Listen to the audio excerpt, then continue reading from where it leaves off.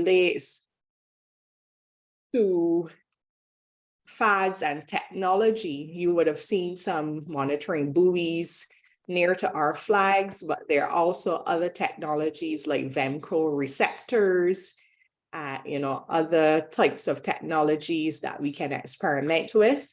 But these are things that we will explore to see if they suit our context. So this point, I'm going to turn over to Mr. Ward to give us an update and some of the activities that will be happening in terms of deployments of other FAD. So thank you for your attention. Hey, good night, everybody. Y'all can hear me? Good night. Good night. Yes, we can. Yeah, Yes, I please. can. Yeah. Loud and clear. Well, the update with the FADs are right now we have 8.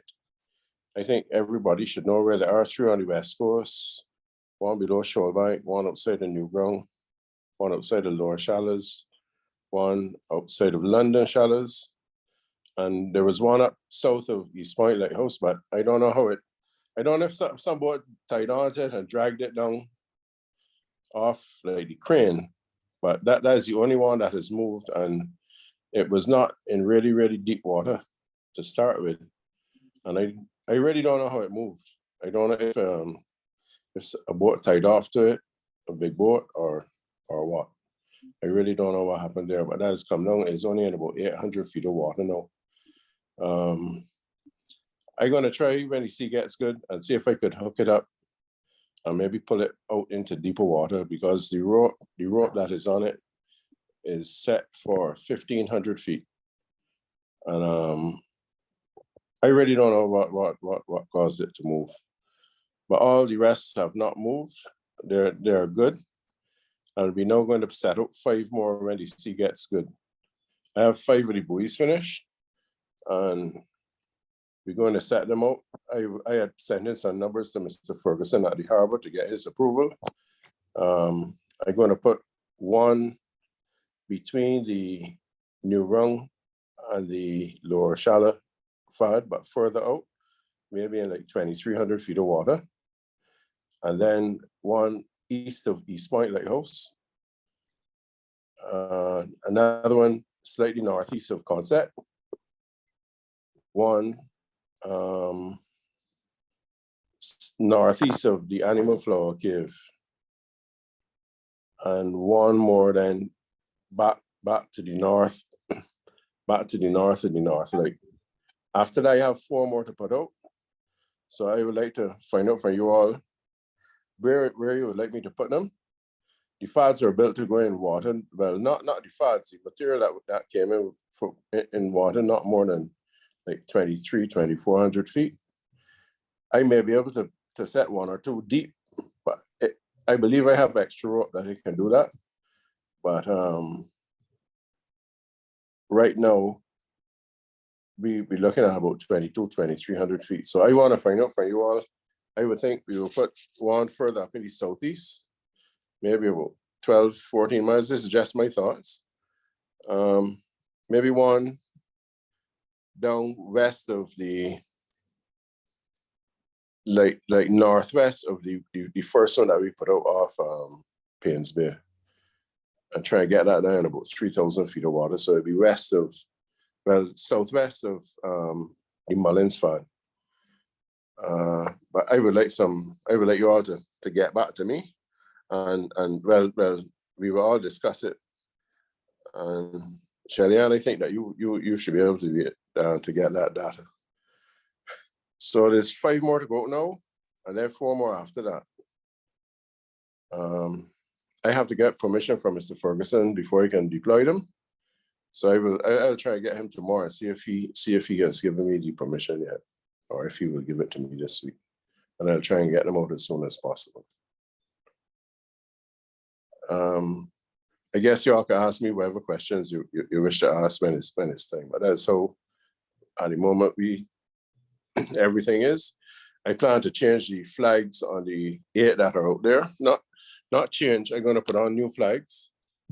from about 130 feet down underneath up to the buoy. They're going to hold about six sets of flags coming up there. Right now, they have flags down from 200 feet up, but I don't really want divers going much more than 130 to deploy more flags on the FAD. So that should happen within the next 3 to 4 weeks. And I think that you will start seeing better results again.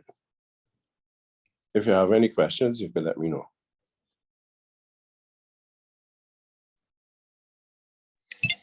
Okay, thanks for providing that update. As Chris asked, this is the forum now to ask questions, but also your recommendations on the locations for the FADs. So the floor is now open. There's a question here in the chat. What do the flags do? Chris, you want to take that question? Yeah, but the flags are what really attract the fish, not the floating object on the top, not the buoy, not the big float. It's the flags that really attract the fish. The buoy does attract some, like maybe some dolphin and thing, but the real tuna and the blowgoats, the bonitas, the tabios, all those type of things, the flags are what attract those, and then hence you get the bigger fish coming around. So most of the FADs that had around Barbados only really had the buoys and maybe a pallet tied onto it or something like that. But the flags are what really attract the tunas and whatnot. So I know we went and looked at some and they're going to need changing them. They're going to need added. I'm not going to take off the ones that there. I'm going to put on more onto them. So that is what the flags are what really attract the fish to the FAD. Yes. Okay, and there's another question. Just wondering if we go deeper with more FADs, are we having them listed with the navigation devices so that cruise ships and others can see them on their charts? The thing that they're out deep, and we might lose them to ships.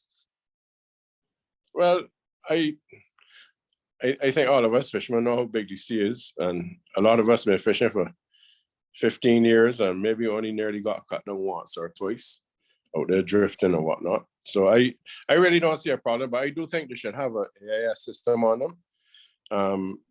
The ministry we had tried putting a sonar on them, but we had problems with the plastic on the sonar, and that had a device in it to be able to track them. But the plastic, all the plastic was wearing out because of the tugging on it. The tugging, those are really made to drift with the FAD. But with the FAD being anchored and you get a hard current on the rough sea, it after about 2 months, it had me running all about the sea trying to find these FADs. I thought all the FADs were gone, but it was the devices that we had put onto them. I think that would be a great idea. We would have to discuss. I think there's a cost there. I'm not sure. I'm not too familiar with it. I think Gary Marshall uses them a lot. Gary, you are here now? Yes, Gary is online. Gary? Yeah. Yeah, sorry, Chris. I am here, but I missed the question. I said I'm not too familiar with the AIS, the system that you all use. So I was just wondering if you could give us a little update on that, because we really need to put them on the FADs, you know. I think. Sure, okay, no problem. So I think it stands for auto, something identification system, but it's what all the ships use to, similar to the airlines, how you can track airlines all over the sky, is what ships generally have on and are required. Ships over a certain tonnage are required to have them on and activated to be able to be tracked on sites like marinetraffic.com and other sites. So, and they obviously they can also be used on fishing gear to track fishing gear. So in terms of the use on FADs, I mean, obviously they'll be great for them to be put on the FADs so that they can be seen as a cruise ships and cargo ships and so on can see the FADs, so to avoid collision, and also to be able to track the FADs themselves. And there are new, I guess, technology changes all the time. So there AIS transmitters that are solar powered that could be put on the FAD to assist with that. Okay, great. All right, well, I guess we'll do some more research on that and see what the costs and whatnot would be.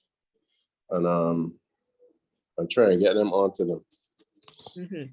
At least get them onto the first 7. Well, we will have to go and try and get them onto the ones that are up there already, but I will try and put them on. If I can get them in time, I'll try and put them on to the ones before the go. I'll do some research on it this week. And see, No problem. yeah. You could always touch base with me offline, and I can give you the updated information I have on them on the solar powered ones that would make more sense for those. Yeah. Yeah.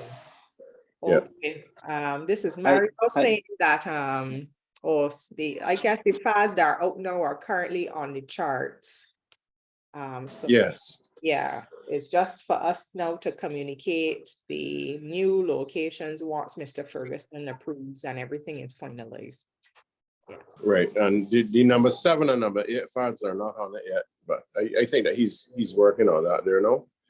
I had to give it, I got the new numbers there for where the other one has gone to. I didn't have that, so I couldn't provide that to him, but I have it now. I got it last week. I went up there with it. So I will provide him with that.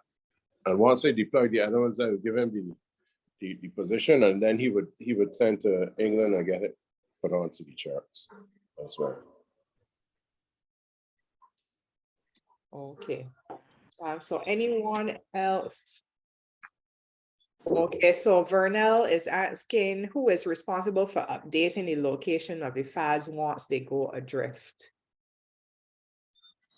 Well, hopefully they don't go adrift. If we have the system on it, I've been out there looking for them, and they weren't adrift. I got some calls from some friends of mine somewhere about 4 or 5 times telling me that the FAD was gone. And instead of me going to where the FAD is supposed to be first, I went all about the ocean looking for it down in the west and all about the place. And the FADs were never gone. They were still the same place. The only one, as I said, that moved was the one off East Point Lighthouse. Okay. Once we have the AIS system on it, then we can track it wherever they go. That was what the other technology that we had put on it was supposed to do as well. But we can't use them with it. Hi, thanks a lot. Leo here from Coastal. Yeah, Yes, we used to be receiving the data from the instrumentation that was on the FAD. So it was us that was tracking when that piece of equipment broke off, and we thought it was the actual whole FAD that was drifting. So that's why we were sending out the red flag SOS, trying to find out what the hell was going on, because we weren't getting a response from fisheries or anybody else regarding what was happening. And we saw how fast they moved down through the sea. We still got one lodged in the mangrove.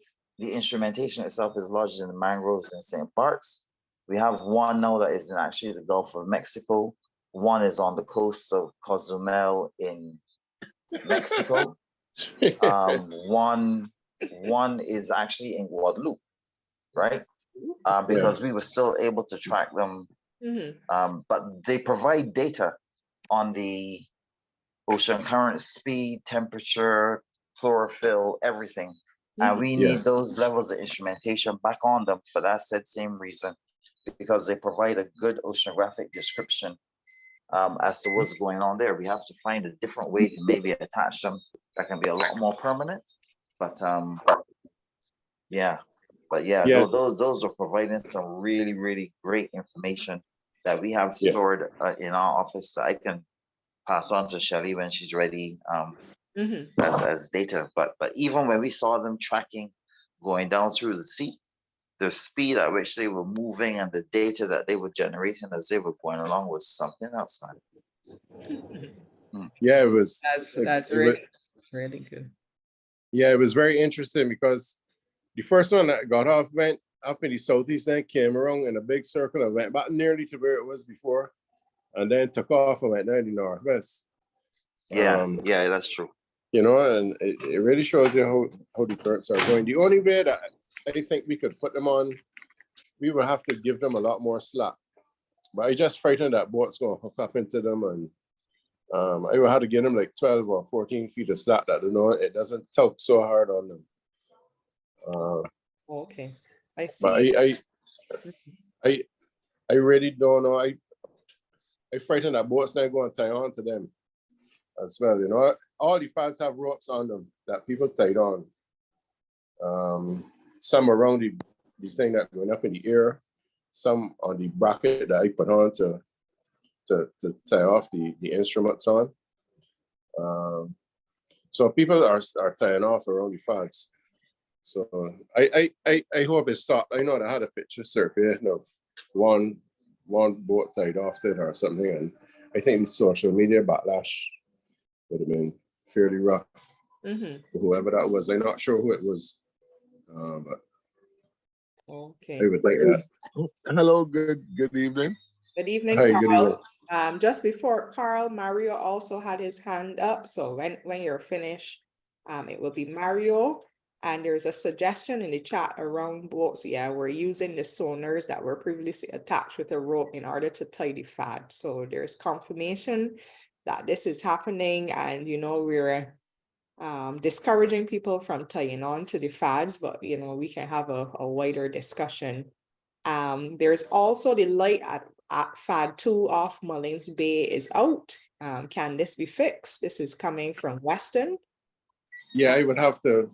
I saw that the other morning. I went out and checked the lights too.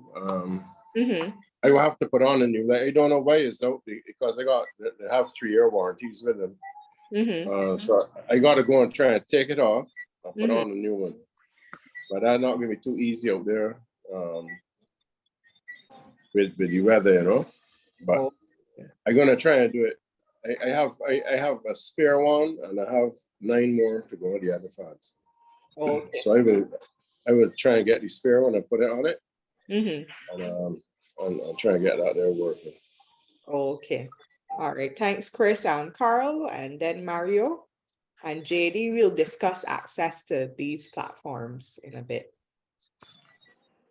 Hi, good night. I'm sorry I got here a little bit late, but so I might ask something that has already been covered. Right. But I'm just asking, how do you maintain a FAD in 1,500 feet deep water? Well, you really can't maintain the anchor and the rope coming up, but you can maintain the buoy, and you can maintain the flags. The anchors are put down, and they have ship chain on them. It's a big creeper that weighs about 260 pounds, and then it has 1,000 pounds of ship chain on it. And the deeper I go, the more chain I put onto it, the more weight I put onto it. So down there, so then I have from that, I have a 4-inch poly rope that I reckon will float between that and the other 2 strands of poly rope above that, the 2 lengths.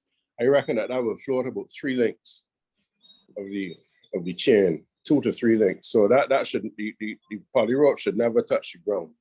So I reckon that it's gonna take years and years for that to wear out.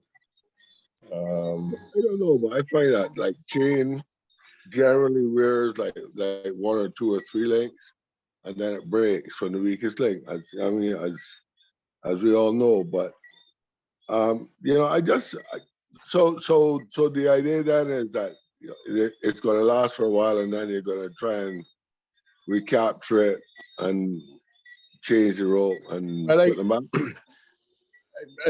Just let me kind of hear a minute. The chain is actually 2 inches. Each link weighs 40 pounds. Is not like normal 1/2-inch chain or anything. It's 2-inch chain. So I think it would take years and years for that there to eat out, you know. Okay, So none of the fads have broken away from the marinas yet? No. And I Well, hope not no I break think away for the next 5 or 10 years. fantastic. I mean, that's testament to your design. You should patent that. Yeah, well, as I said, I designed it so that the rope would actually float a couple links of the chain that it wouldn't go down and rub on the ground. That's why I have floating rope down there, Yeah. coming from the chain itself. Mhm. Well, What we're gonna have to do if we're going with deep water, real deep water fads, I'm gonna put down a 10-ton anchor with a big loop in the middle, and fasten it onto that. I working on a way now to get a 10-ton anchor out there, but I think I have it worked out now. There's a vessel that I can get to come and do it for me. I have another question, and that's why don't you put fads like in a 1 mile zone or 2 mile zone? I go a little small boat. And Yeah, well, but the reason that you put them at least 5 miles apart is that if not, they will fight against each other. No, but I'm Uh, talking about out from the land. I'm talking about why don't we put some fads like in 500 or 700 feet of water or something? Like, well, I mean, don't by me, that'd be like a mile offshore. yeah, well, I'm sure that we could do it. You know, if I understand what you mean, because some of the smaller boats can't get out there to get bait or whatnot, and to hook some dolphin and thing too. But Yeah, you know but I mean, that's easily done. There's nothing hard in doing that. Okay, thanks. So we still have Mario and then Paul with questions. So Mario and then Paul. Hi, good night. Good night. Chris, I got an idea with you for the fads to the buoys. Instead of getting guys tying onto the buoys, there's the same, not the waste pipe, the top pipe, the 2-inch, or I don't know. You could run the pipe. Well, you see other guys do it with the sounder, the buoy with the, not the yellow buoy, the other small buoy that pop away a lot to save them. A smart idea is to get the bullet buoy, get like 10 feet of pipe. You know, you're pushing the pipe into the buoy. You know, you got 3, one at 2 ends and one in the middle, and you get the same water. Run it through the pipe, silicone the 2 ends, clip it with a down clip onto the buoy and one onto the same tracking stuff you have, and you would collect more data and better data than having it so closely fat. If it closely fat, it can wrap around it and eventually it can pot away. Yep. I mean, if you guys don't even want like open to give you don't trust us to open to give us the data, to keep the data for yourself, is just the best idea is to run the same PVC pipe with 3 buoys, keep it afloat just in case it pot away. If you go looking for it by itself without the attachment on it, it's hard for you to find it, because you could pass it, you could say you're going looking for it and pass it 4 or 5 times, and it right there you can't see it because it's just the glass that you can barely see. There's nothing attached to it. Having the PVC pipe with the 3 buoys on it, it saves. Well, the boats don't get the good closer because it keeping off the fad, a little bit off the fad, and you're getting good marks off it if you're tracking it properly. You get more faster updates than having it close to the fad, because if it's close to the fad and it tracking as the sounder, because the sounder is just like a transducer, right? Mhm. Yeah. And it deep in there all the time. You only get one wrong it, and the closest thing is wrong would be like small bait fish all the time. You ain't getting a better marks if you have it away from it a little bit. Isn't that correct? Yeah. The problem that we had with it was that it's not the thing that holding it on, is the device itself. Where they have for the shackle to go into it, that is what is wearing out. The plastic on the device. On the bottom part? On the actual unit. But if you have it, you could try. If you have it on that with least pressure, it will obviously pop, because sometimes the current is be hard around mostly. Well, I would say like 4 of them. If you got that device on it and you got the pipe and the PVC and the bullet buoys on it, that would ease pressure off it. That would just keep it afloat. Well, we could try it. Because sometimes when they go there, sometimes you will see, sometimes it will be like, hanging down real deep. like offer a little Yeah. bit something. Your head wouldn't be out the water. You want it to stay afloat and stay off the FAD a little bit, so you can get like a fast Right. update or traction of what you're tracking, and everybody can see. You know what I mean? It's just Yeah, well- like that's just a common sense idea. Keep it off the FAD, and you would get like better marks and a better update on the FADs and see what they're doing and Yeah. date around. I Then have think it close on the FAD. Right. I think that the readings from that were supposed to be made public too, that people could really see which FADs are the most efficient thing around it. Well, yeah, well, if they had to do that, and say for instance that we're using any person and whoever else got it, if anything had to happen like that again, and we keep it updated with it and checking it, because obviously all these small boat men want to know really where the best bait is and Yeah. checking it all the time. If anything had to happen like that and it pop away and a small boat can't get it, and somebody like we are out there all the time or every day could get traction of it. Obviously, you're not gonna do the waste because it benefiting us a lot, so you just go after it and try and get it. And I can put them back out again. That's no problem. But I was just worried that if I put it too far from the FAD, boats can hook up in it. They're gonna, as you know, they got real fishing lines around their FADs right now. If you go there, so real enough hooks in their FADs. Well, if you want data, if you want data from the FADs, is it and you putting it out publicly? At least, come on, the fellas got common sense that it benefiting us to work your way around we'll it. try it again. You're working your way around it at the same time you're getting data from it. Right. But the ones that A recovered, possibility of having a drifting the ones FAD. that recovered, 2 of the holes were worn out. Right. I had 2 things. I had a 3/8 stainless steel hawser on one, and then a rope on the other. Right. Okay. So Cool. I can put them back out. But Just try if you try it on one, at least just to keep the boys. Just try it on one. Like I would try it on some place where it's always got hard current, like down shore bank. That's shore bank FAD, or one on the one outside of mid shallows. That current is strong all the time. Yeah. So I would try it someplace where it's hard, where we get like a lot of like beat into it and see how long it lasts. Right. Okay. And if it do work, then you could put it up. Okay. So we will try them again. All right. We'll try them again. Can I ask a question?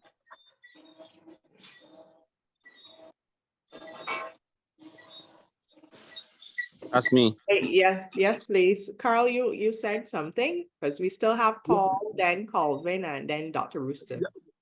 Just a quick question. It's a possibility of a floating FAD, like a drifting FAD, something that would be beneficial to anybody. But the problem with that is that it only can be within distance for maybe a day or 2. We learned that from when the devices got off the FADs in a hurry. They were 40, 50 miles, 100 miles, some know 1,000 miles away. More than that, 1,500 miles down in the Yucatan. So the thing is with drifting FADs, you have to be out there drifting with it. You can't just let them go so, because it would end up in 2 days will be gone. You would have to wait till the tide level up.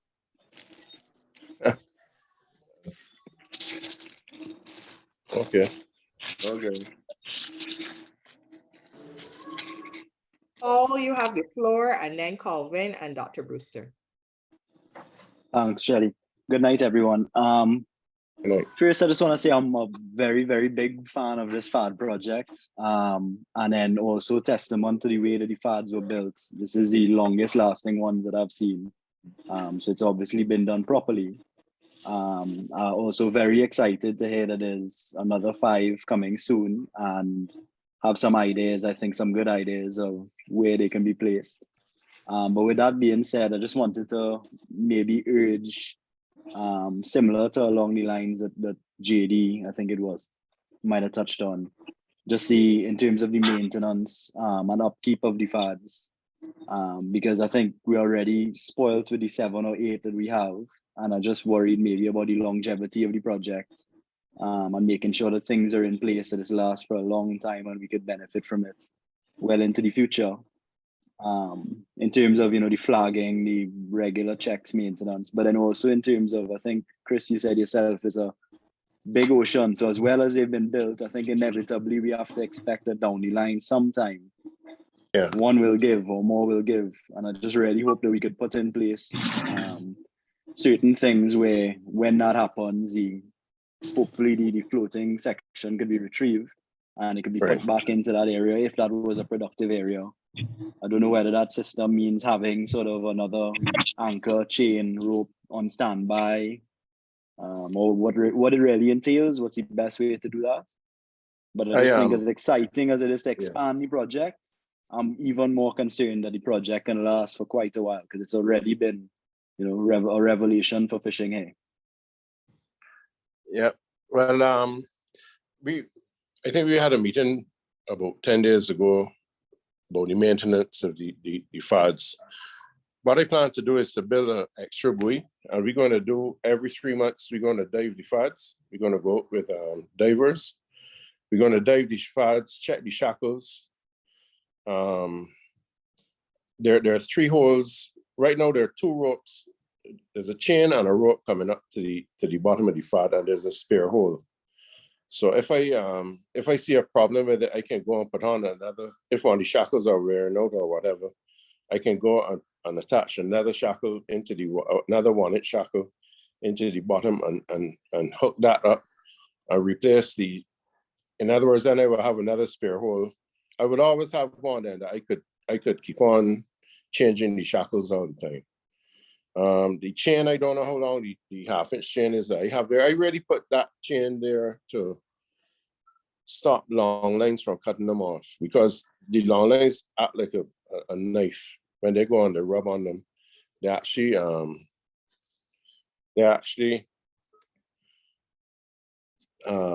cut them off. That's one of the biggest problems with it. I don't think the ones that we have now on the West Coast, and I don't think you really need the chain for the ones close to the island like that because nobody don't really set long lines in there. And I was actually going to do some with 2 big ropes coming up and splice them together the whole way up the last 400 feet and come up with 2 ropes. And I plan to do that. I plan to splice in another rope into the 1.5-inch rope about 40 feet down if the chain starts to get rusty and starts to wear. So that there's always, I think the biggest problem is going to be right where it attaches to the buoy. Down deep, I think it would take a long time for that rope to wear out. Because 1.5-inch rope the whole way down and 4-inch rope at the bottom. Going on to the 2-inch chain. So I don't see nothing happening on there for years. It's only up at the top. And we're going to do regular 3 months maintenance. And looking at how long the flags last, more likely put on new flags every 9 months. So that would have an inspection then too. When we put on the flags, we would inspect it. So there'd be 4 inspections a year. Every 3 months, we would go and check the shackles on it. It's very strange. You want to the north, when we put it out, I don't know how it happened, but one of the shackles, like it unscrewed. But I had them done off tight. But I hear all type of propaganda and whatnot about it, about things that happen. And that happened like in the first 4 days after I put it out, this thing happened. So I actually got to go and put another shackle on that. Now, when we go to do the maintenance, I'm going to put another shackle on it.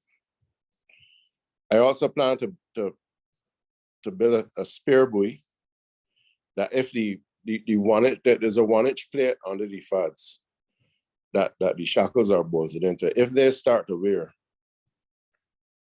that I will be able to go and actually change the whole buoy. I'll put on a new buoy onto the rope and bring in the one there and fix the plate up underneath. But as I said, that's going to take years because that's 1-inch plate and it has about 1.25 inches that I will have to wear out in the steel.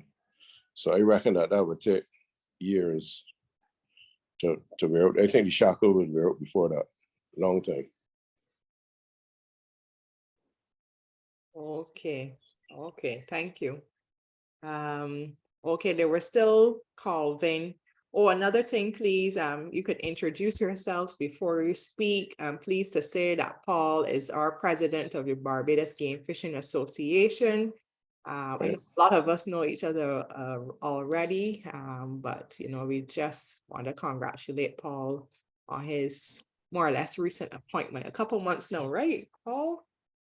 Yeah, I think it was September. Thanks. September, right. Yeah. Okay, so yeah, it's good to hear that regular maintenance and fallback systems are in place. And then from Damian Prescott, he is the BIDC consultant with the Oceans Economy Division. Can one assume that the location of the FADs represent the most productive fishing areas in the coastal area of the island? That's a question, I guess, to you, Chris, but I can always also add.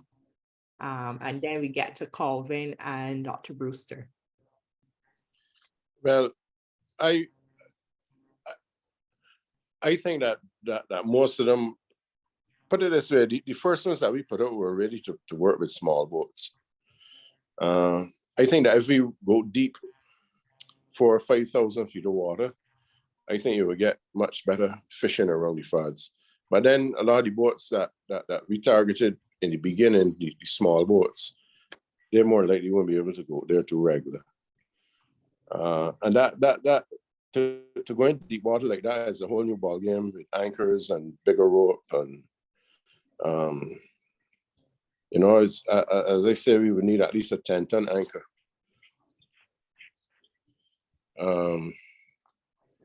To hold those FADs in good position, and I'm working on a vessel now that can come and put out those anchors. We don't have nothing at home that can do it. So I am actually working on it to see if I can get a vessel and the cost of it to see if we can do it. Put out some 4,000 or 5,000 feet FADs, which I know to work better. But as I said, we targeted around the island close. Number one, the longliners were complaining that they didn't want to have trouble hooking up in them. And number one was to try and help out the small boats that were suffering a lot to get bait and as you all know, to catch a lot of fish around them too. So the first target really was to help the smaller boats. And after this project, then I think we're going to look at going deep, offshore further and deep. And I know for sure that when you go deeper, you get better results. I don't know why, but all the other FADs I see in the Grenadines and things that are out in 4,000 or 5,000 feet of water, they have a lot of fish around them all the time. Okay, Chris, what's the flag material? Gary is asking if shade cloth or tarpaulin. I use ground cover. The ground cover that you use in nurseries. So that is the toughest thing. The shade cloth has like little holes in it, and I don't want to catch any fish or tangle up anything. Even it starts with the smallest of fish around them, you know. So the shade cloth usually comes with holes in it. So I use mostly the ground cover, and put on 20 and 30 foot strips of that up onto every 20 feet down. We go and put out 3 strips every 20 feet down. Long, big strips. And after a while, I think it gets stagnant, to tell you the truth.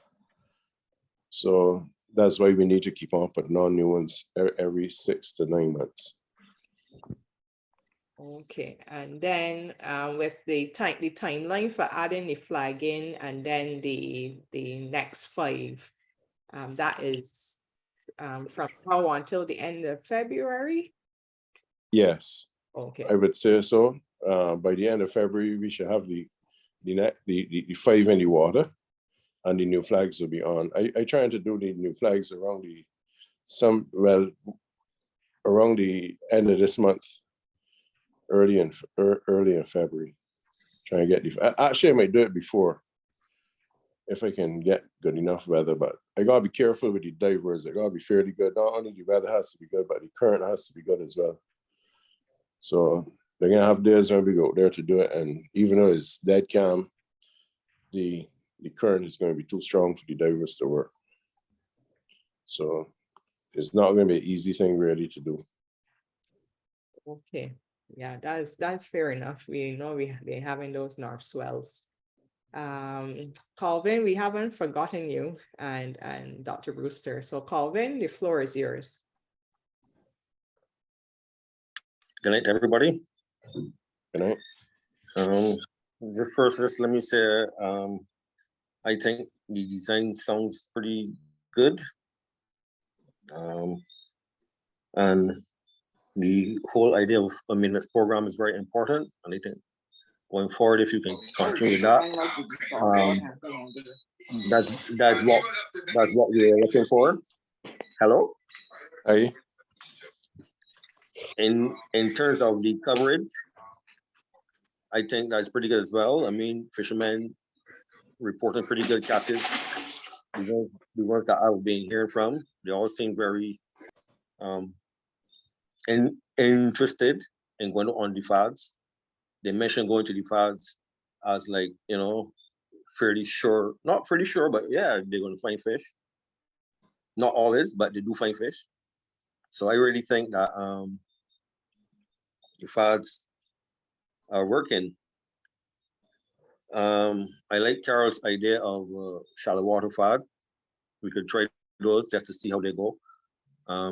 Maybe not as many, but yeah, maybe a mile off for the smaller boats, see what they can do.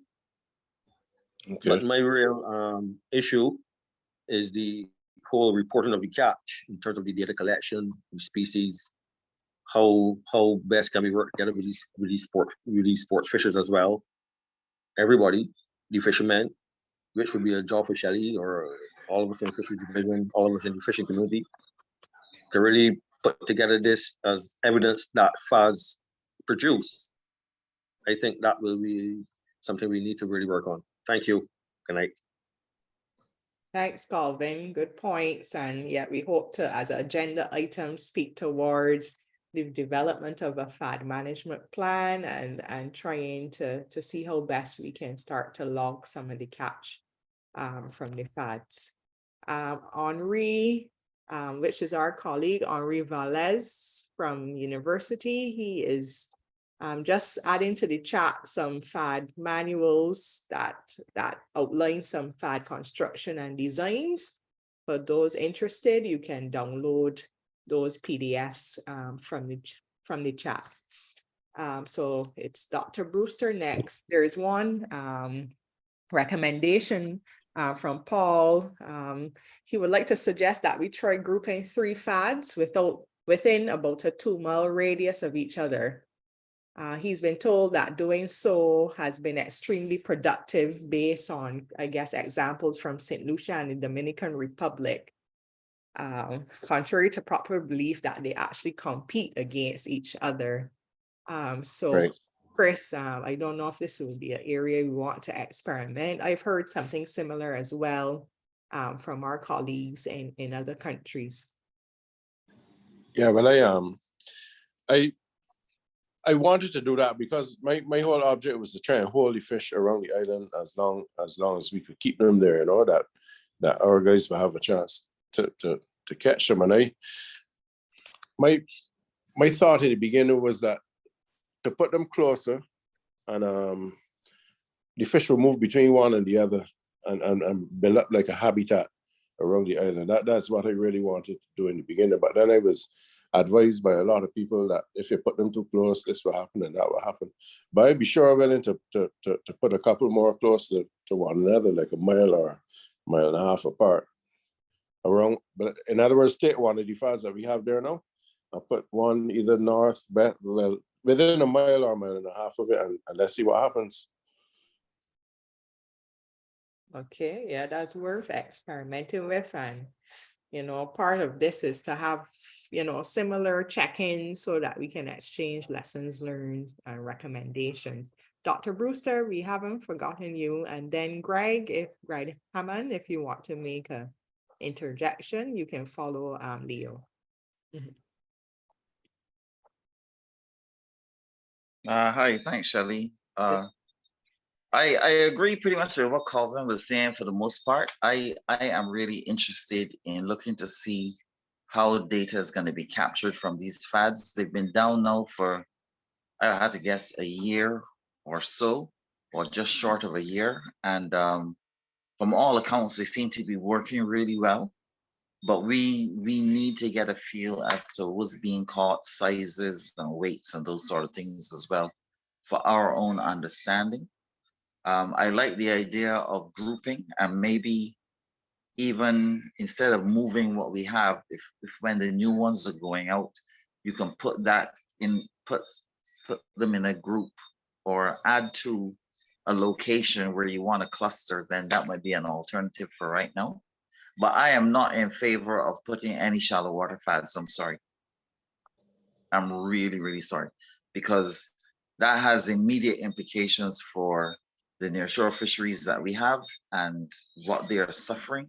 And at this point in time, the whole intent of having the FADs was to be able to try to encourage more of the fishing further away from the shoreline, where persons would know that at least you have key locations that you can go to that are pretty much within close proximity of each other, where you are, quote unquote, more or less sure to catch a fish, right? It's just like how, you know, the people always say that there's certain locations where you know you're always going to be able to view a turtle as part of turtle viewing around Barbados.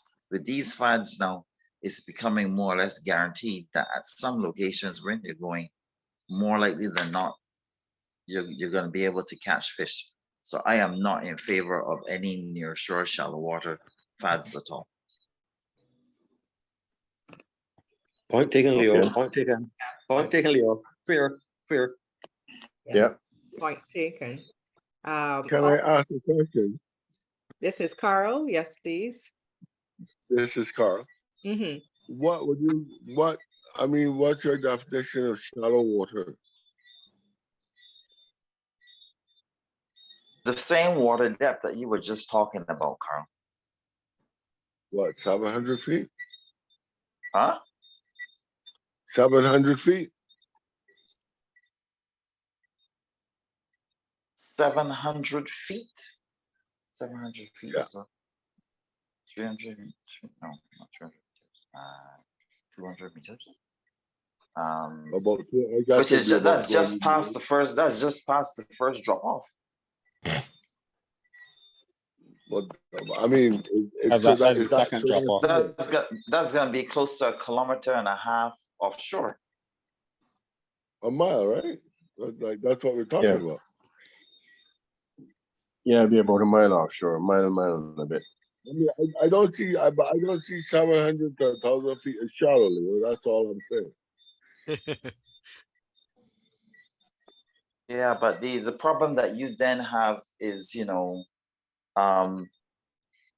it depends upon what's starting to cluster around there, and whether or not they're, you know, for me, honestly, I like to know that you're out there in that much deeper ocean where the likelihood of catching small fish is less likely than being closer to shore because of the issues with the banking, the systems as you approach the shoreline. So I am not really in favor of that at all right now. No.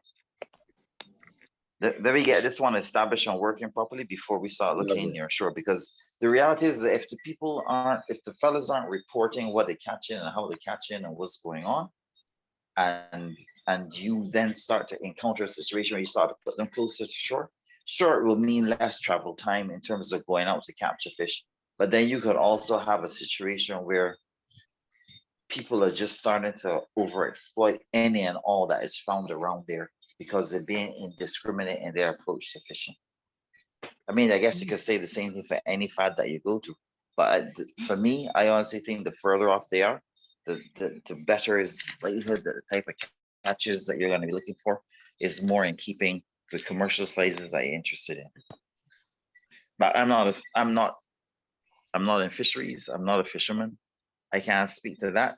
But all I can speak to is the fact that we have concerns about the inshore fisheries and what's been happening, and that we need to start looking seriously at trying to go further offshore to ensure that we're capturing the type of fish that are out there that can provide new opportunities for us. That's it. Okay, well, point well taken there. You know, this is the beginning of discussion, but yes, we want to deploy Shelley, 7. Carl, yes, please. no, I was just, I mean, to me, I still like, I mean, I understand what Leo is saying completely. Mm-hmm. I totally get it. But my only question is, are the fish that would be caught at that FAD, are they there now, or would the FAD bring them there? And if they're not there right now, then what's the problem?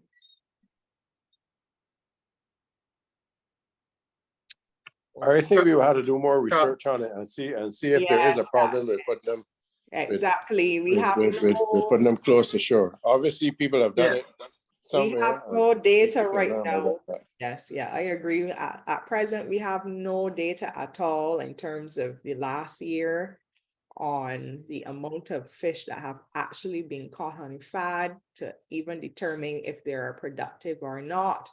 Of course, we have a lot of anecdotal evidence, you know, messages in the chat, people reporting sightings of marlins and so on, but we need, I guess, the evidence base to see if for sure that you know, there has been a good, well, the productivity itself of the FAD. So as Calvin was saying, you know, we need some time at fisheries to really establish this monitoring system. Ideally, we're thinking some kind of app for people to help us with capturing the data, as well as making sure that our data collectors are equipped with the tablets and so for efficient entry of data that we can do the specific calculations.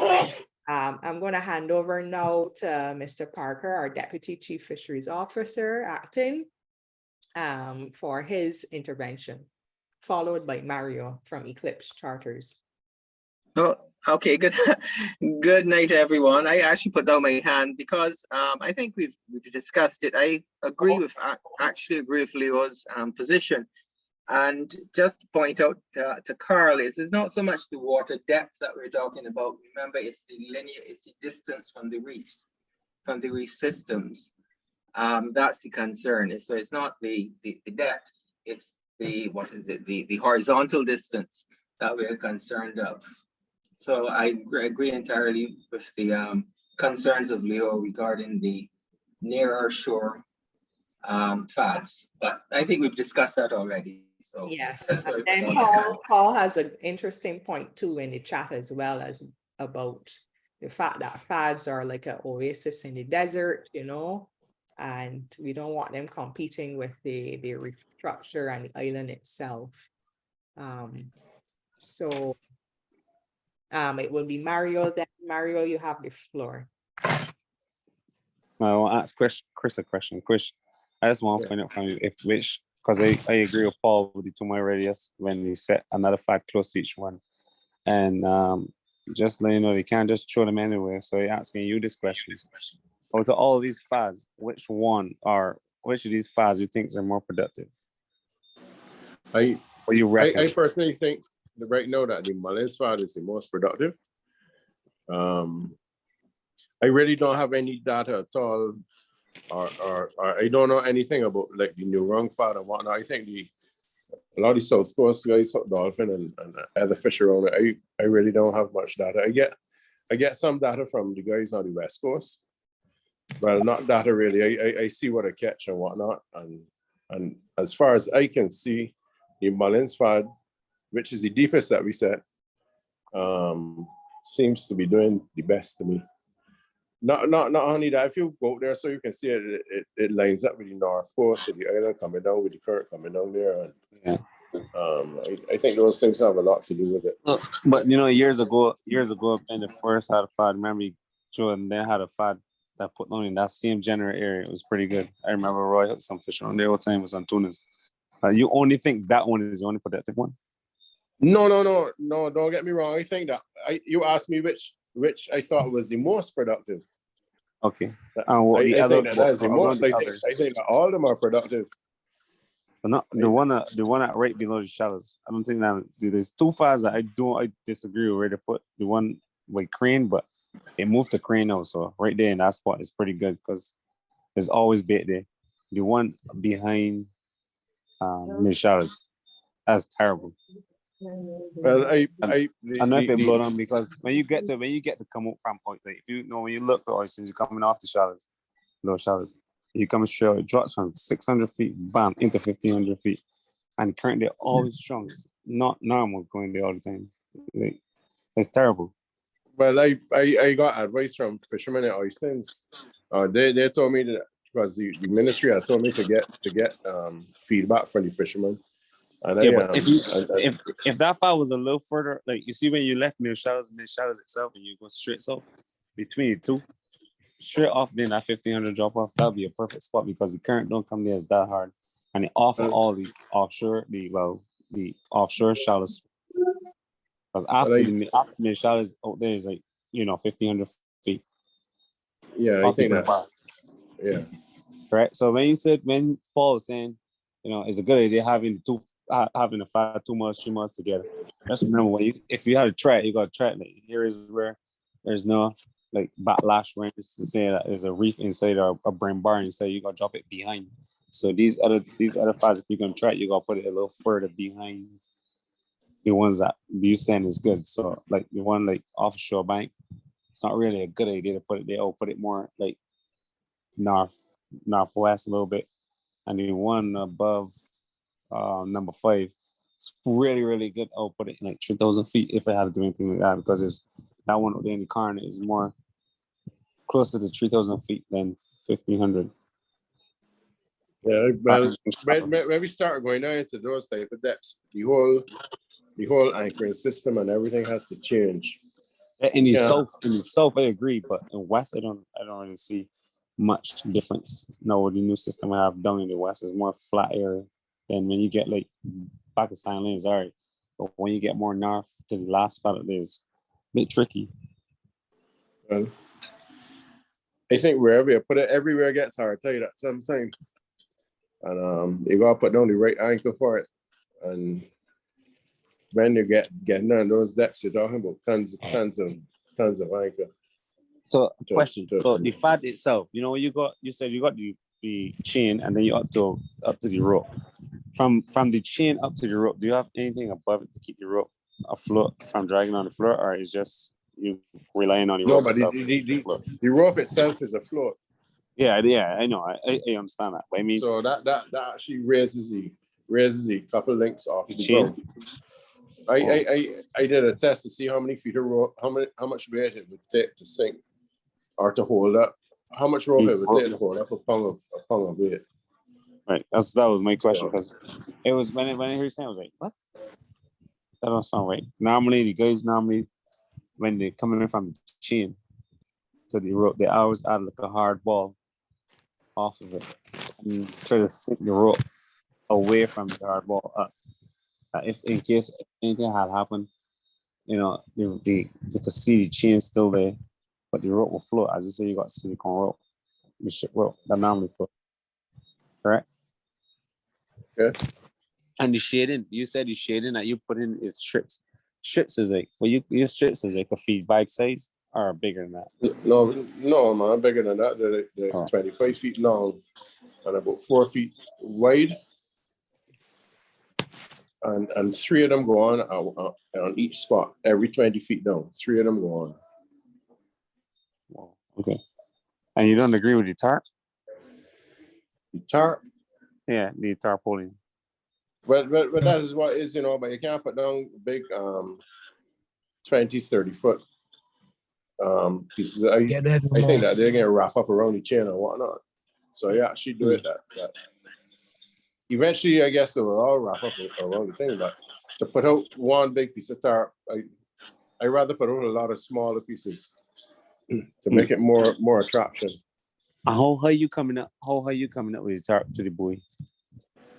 It starts, the first one is 20 feet below, about 15 feet below, and then every 20 feet, going down 200 feet to have one. You So don't the reckon rock coming stand- up? Pardon? You don't reckon coming a little higher? If you pass with you sounder on, you got your sounder on. You know that most of the fish and everything is marked at 50 feet, none above 50 feet, really. Yeah, but I got flags right up to the right up to the FAD, right up to the top. No? Yeah, if you go there and look overboard or jump overboard, you will see the first one is about 15 feet below. Because the actual buoy is the top flag. Yeah, I know Right. the actual blue is top flag, but I mean, I was saying, well, on number one, you mark anything above like 30 feet, 25 feet, which I agree. I admit myself, I tell myself, you shouldn't go be good on that one, but the rest, like the one up by London and the one number 5 and number 4, everything is on this 80 on 90 feet. But all of them Close have the to same FAD. flags. All of them Right. is just, all of them have the same flags. All of them done the same way and have the same flag. So it might be I reckon written they're all on. or something. I don't know. So they still stand up. The ones that you using stand up pretty long? Because I remember you saying every 9 months you'll change it. But what if not just change them or check them good every 3 months? No, but we're gonna check them when we go to check the buoy. We're gonna check the flags as well. What I'm saying is, it seemed that they seem to last 9 months to a year. So obviously we're gonna check Before them. they pop off. Something. Pardon me? Before they pop off. They don't pop off. I don't think none of them popped off. That stuff is real hard, man. You can't destroy that so easy. I don't think that they pop off. I think that they get still. I guess some of them will shred up and whatnot, and maybe wrap around the actual anchor, and then they wouldn't work as well. That's why I'm saying that we gotta check them and replace them when they need to replace them. But we will be checking them every 3 months. And when we go to do the maintenance on the buoy, we will check the flags too and see if they need changing or adding on or what. Right. But you plot them on, you just cable tie them on. No, man, they're done on. They actually tied on to the rope and the chain. Oh, okay. They're tied on with 3/8 polypropylene rope. Oh, okay, I'm fine. 2 or 3 pieces of rope to each flag. Okay, that was my point.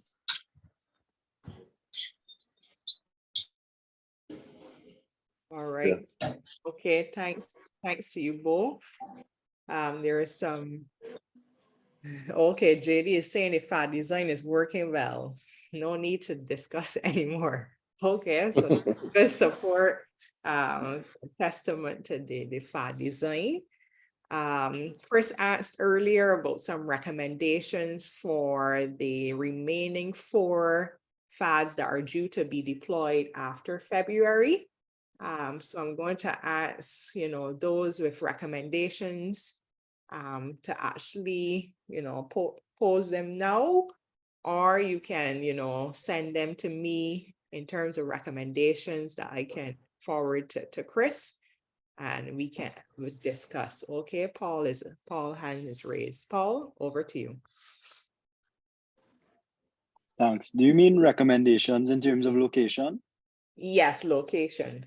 So he Okay, so said earlier, other than- he had the idea of the next 5, but the remaining 4 is open. Yeah.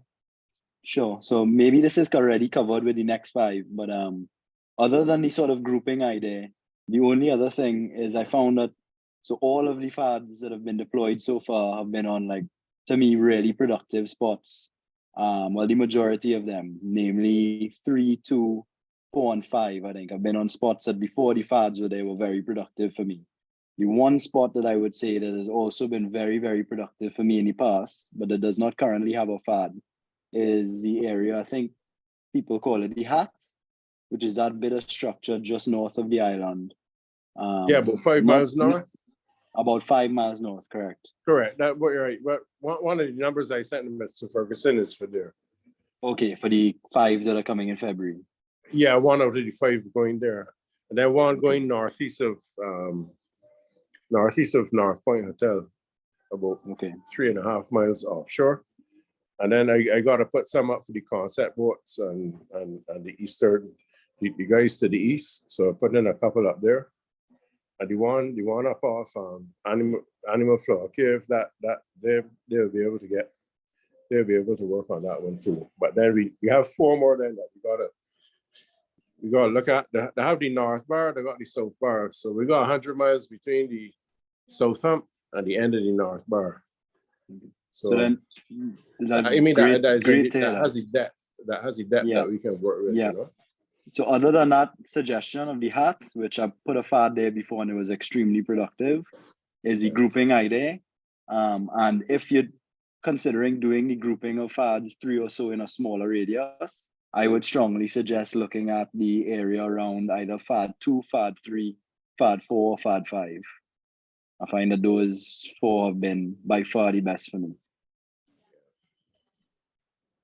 I was thinking maybe we could put one between number 2 and number 3, and then one maybe 1.5 miles, like a triangle between the 2.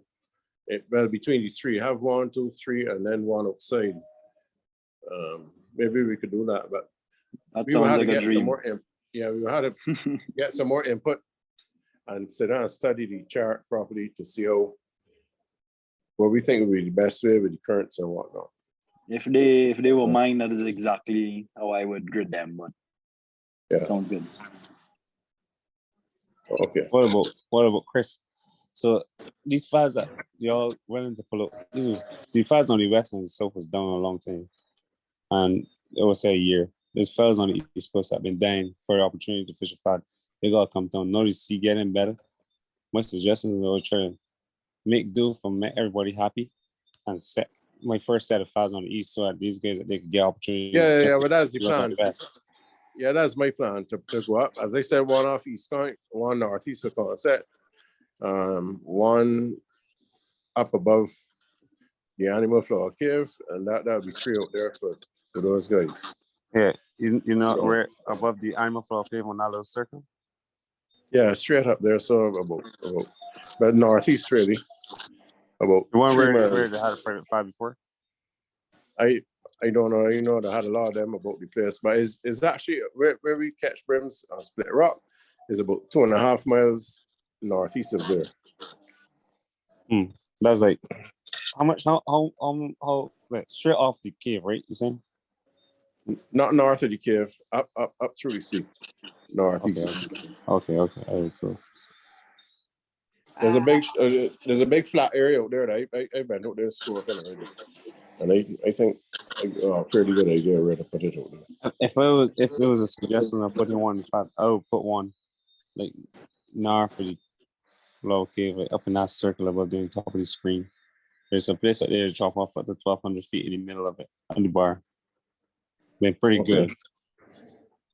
All right, well, we maybe we could get together and do some of us could sit down around the chart and look and see that's the best way to do it already. Yeah.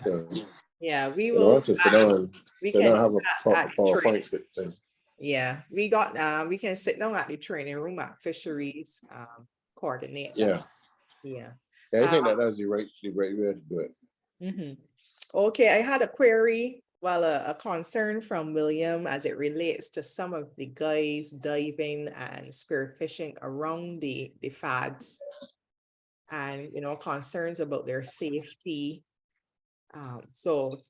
William, unfortunately, his audio isn't working very well. I would try to summarize his concerns, but as you know, we have to try our best to resolve conflicts, and everyone has to use the space. But we definitely have to have discussions about the safety of those divers diving on the FADs. I mean, of course, it's exhilarating. to dive and shoot something big around the FAD, but we want to operate safely and wouldn't like to hear about anyone getting injured around the FAD. So this is something definitely that we have to discuss going forward. If we can come up with some informal rules before we, you know, get the FAD management regulations finalized. Gary, your hand is up. The floor is yours. Thanks, Shelley. I was just thinking that so I know, you know, there's a limited budget and the FADs have to serve all over Barbados. So we obviously appreciate, you know, I'm from concept base, so we appreciate any FADs that can be put out that side.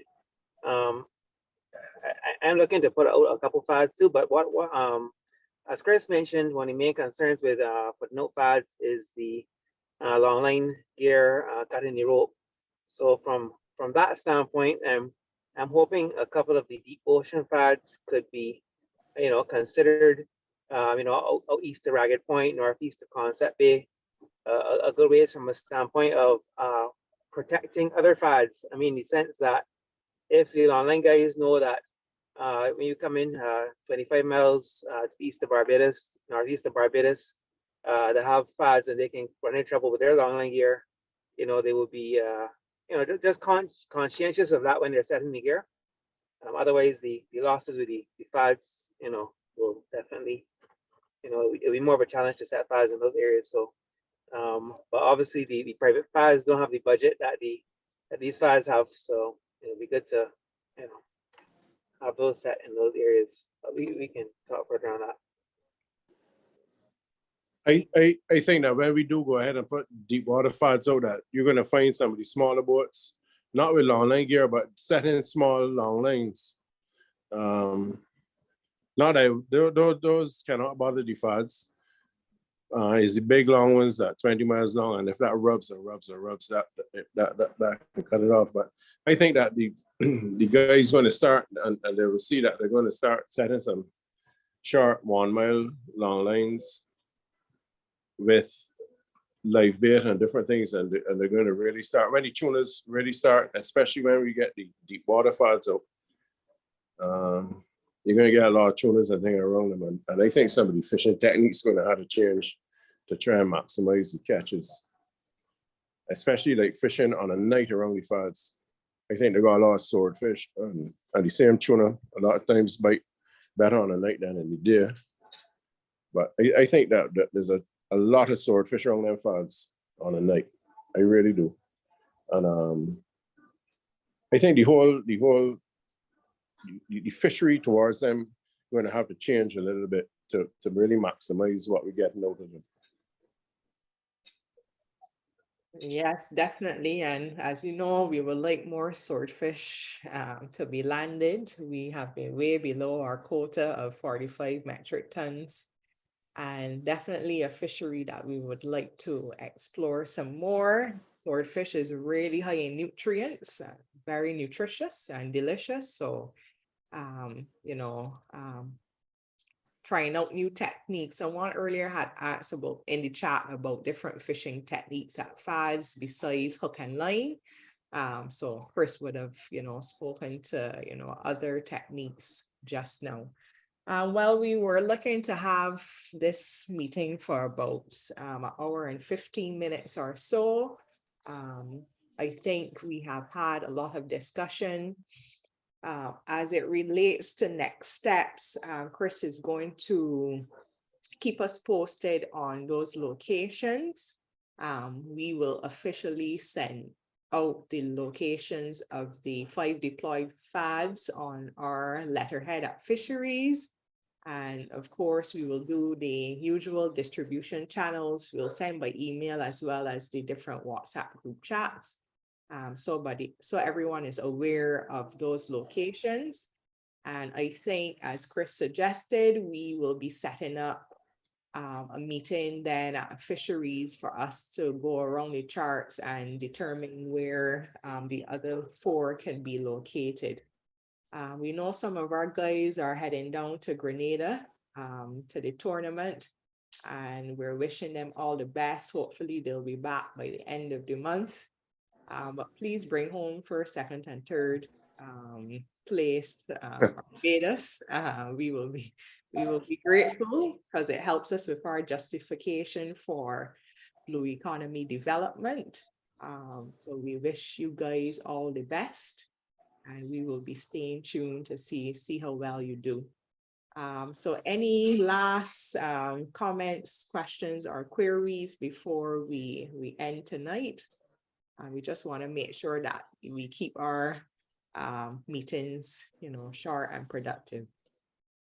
What we're going to do as well is upload. We just set up a YouTube channel for the Fisheries Division.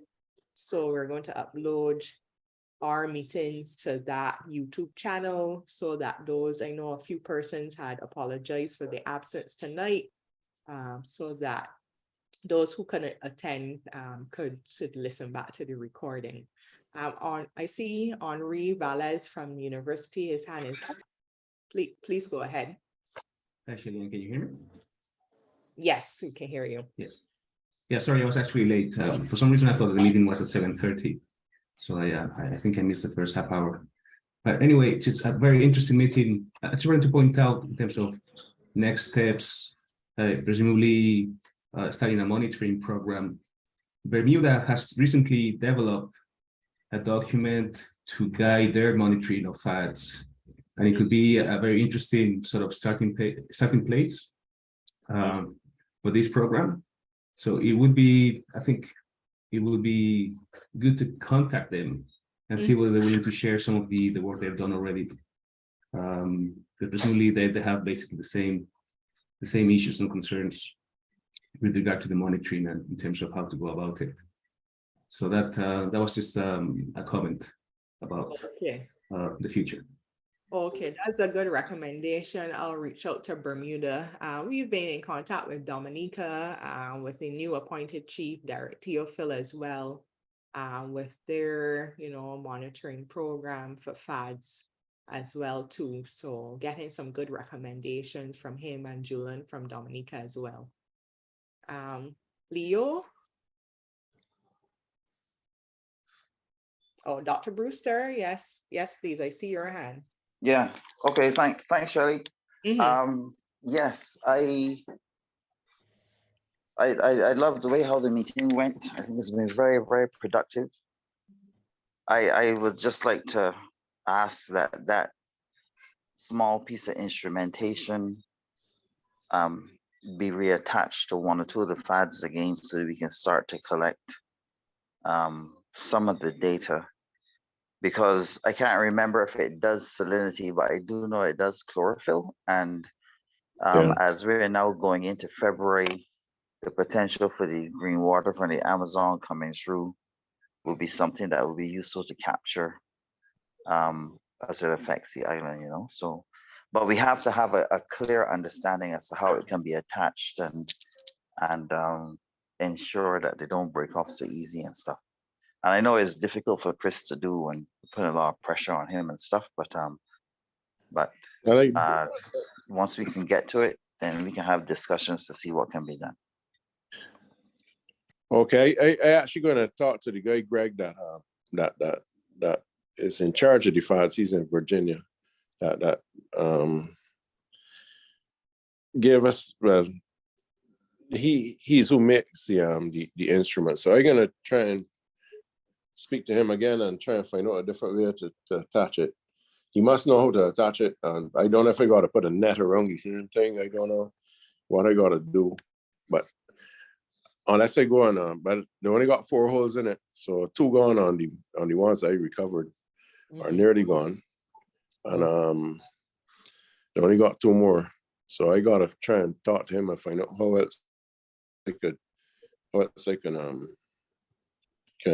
put like how you knit a net around the buoys and thing, if I could do something like that and do it or something. I don't know, but I'll speak to him. Yeah. And Greg, see what can happen there. Yeah, Greg is actually online. So Greg, you want to respond now? Yes. Open for it. Hello, everybody. Great discussions. Hi, Chris. Nice to hear you. Hey, how are you? Good. The buoy doesn't collect chlorophyll or salinity, but the Marine View Service does, and we just added salinity to that. I wrote Fabian about that so I can update your software.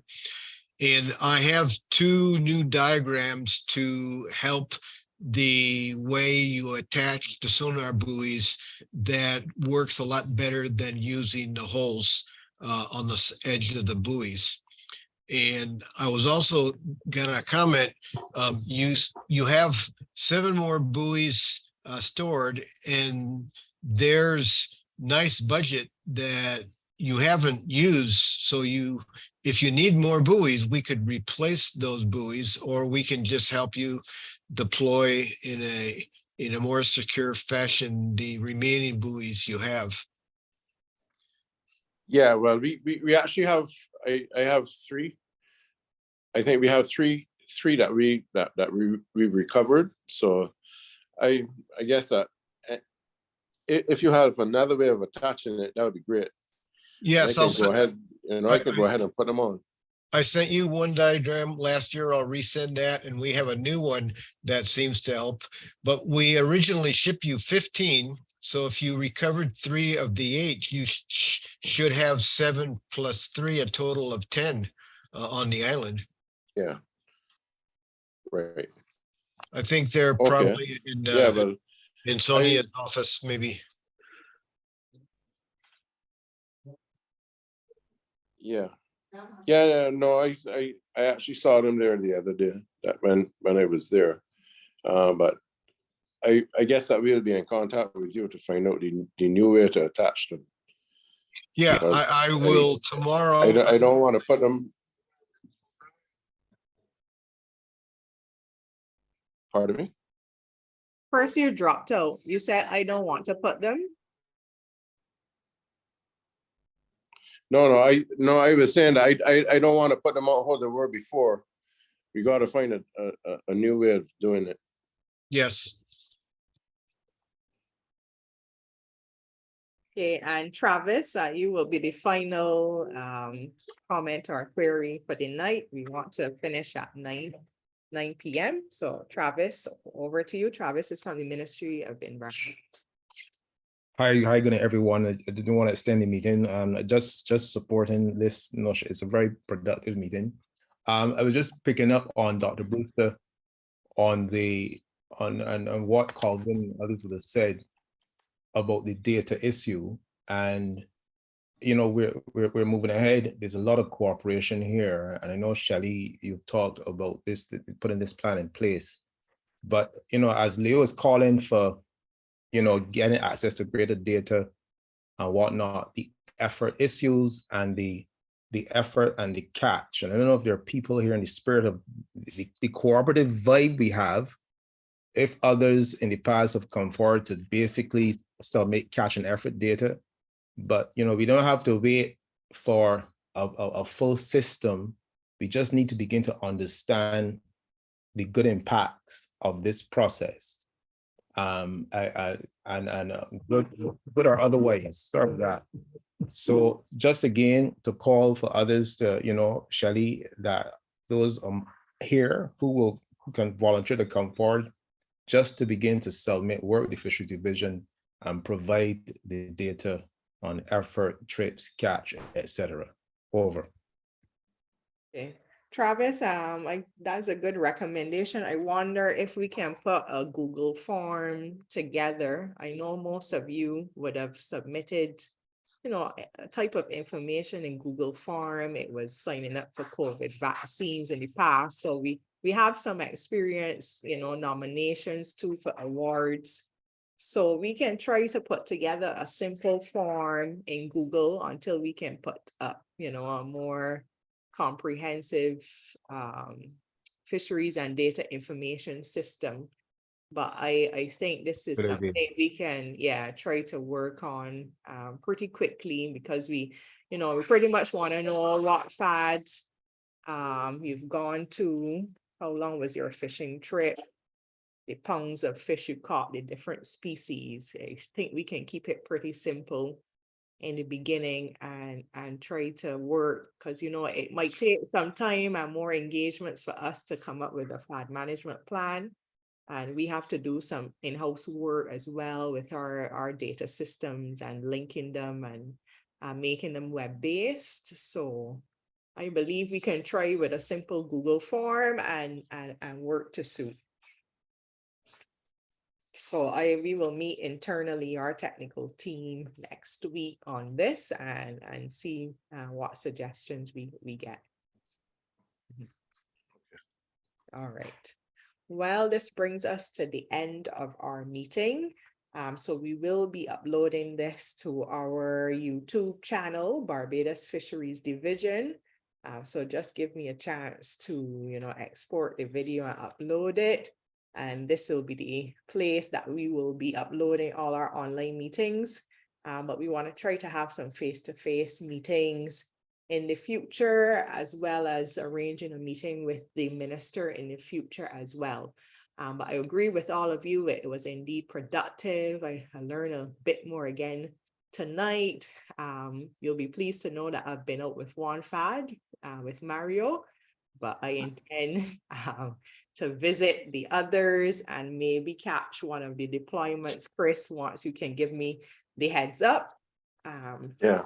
So that is important for us to know these things, because as managers, we need to understand all the advantages, disadvantages, and the, you know, the mechanics and things behind this, although this is not our area of expertise. But definitely keep us posted on those deployment dates, and we would like to accompany you on a couple of them. All right. Sure, that. Yeah. I am sure you heard my Alexa just now. That is 9 o'clock and time for bed. So want to wish everybody a pleasant night. We'll definitely be in touch. And we do have a couple of upcoming things, like the FAO Director General visiting Barbados in early February. So we have to definitely keep everybody in touch with some of these upcoming events. All right, so thank you, everybody, and a pleasant night. Okay, thank you very much. Thank you. Great meeting. Thanks for meeting, all of you. Have a good night. Bye. Good Good night. Thanks again. Great meeting. We'll talk later. Bye-bye. Talk later. Good night. Good Bye-bye. night.